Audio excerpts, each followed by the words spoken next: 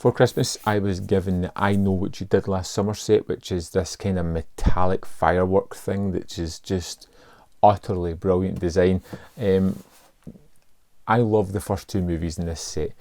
Now, I went to see the first one in the cinema in '97. Loved it. What I liked most about it was post-Scream, a lot of movies were doing that self-referential kind of idea, but I Know What You Did Last Summer kept the slasher aesthetic. It kept it back to the kind of tropes and the familiarity that we knew.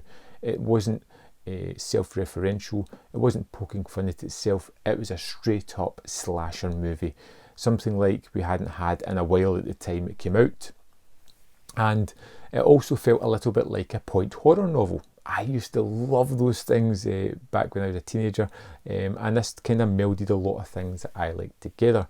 Now, it does have a kind of polished aesthetic to it, which is a little against the slasher stereotype, and you get some wonderful cast here. Jennifer Love Hewitt, Sarah Michelle Gellar, you get Ryan Phillippe and Freddie Prinze Jr.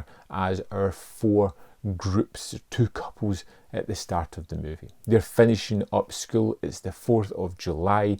They're having a fun because there's a kind of festival in their small town. They're out partying and they have a terrible accident. They knock somebody over and they decide the only thing to do is to call the cops and make sure everything's safe, and that's the end of the movie. Of course not. They decide to dispose of the body and move on with their lives. But of course this has a traumatic effect on them. We cut to a year later to everybody has moved on. Their idea of their futures has fallen by the wayside and they're now doing things they never expected to, and this trauma of what happened has had a deep psychological effect on them and their relationships as well. But when Julie gets a note saying, I know what you did last summer, everything is brought back up as a hooked fisherman stalks them through their small town, killing at random, trying to take them down for their past transgressions. It's wonderfully tropey and typical of horror movies. This one feels a little bit meandering in some of the aspects that it has. It takes these side paths to allow us to have some red herrings that detract a little from what the movie really is. Now, it has a nice, interesting conceit and twist behind the killer and why they're doing what they're doing, but it takes a little while in getting there. And there's some sequences in this that are just downright hilarious to me. You know, they are bad, but they don't detract from the movie whatsoever. One of the ones I always go back to is Jennifer Love Hewitt's character Julie, as she's driving the car. She hears this scratching noise in the boot, and when she opens it up, she finds a dead body and a load of crabs.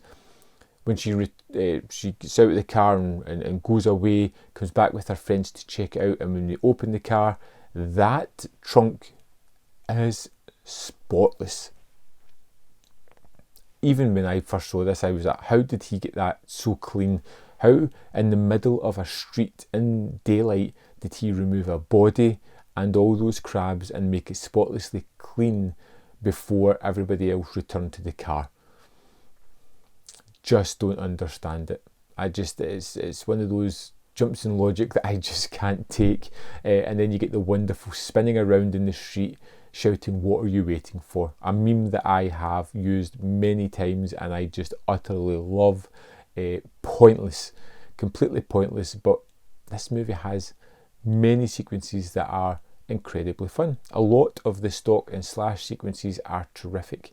I love how the killer teases and tortures our victims before he takes them out. There is some wonderfully creative filmic sequences where we know a lot more than what the characters do. We have Sarah Michelle Gellar's character Helen, who is in her house at the same time as the fisherman is, but she doesn't know that. We know that. We have that added tension of suspense, of knowing that he is somewhere in the house, maybe waiting to pounce at any point. And it's done in such a terrific fashion. We'll have Helen going up the stairs and as she turns a corner, the fisherman is there or walking a different way, or he'll just walk by a hallway before she enters into it, and it's just really nicely constructed. There's another sequence with Helen later on as she's being hunted round about a shop, and it's really creative. I loved almost all aspects of that. A lot of things about I Know What You Did Last Summer are just real comfortable tropes within slasher movies.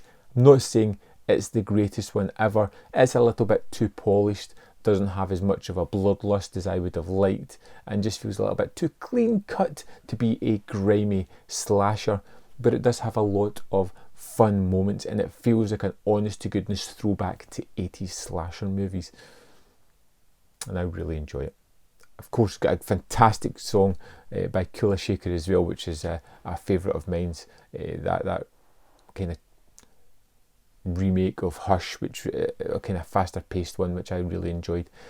Now, I'd love to know your thoughts on this movie before we jump into the better one in my eyes, the second movie. Let me know your comments in the comment box below, and I'll see you next time on Man v Film.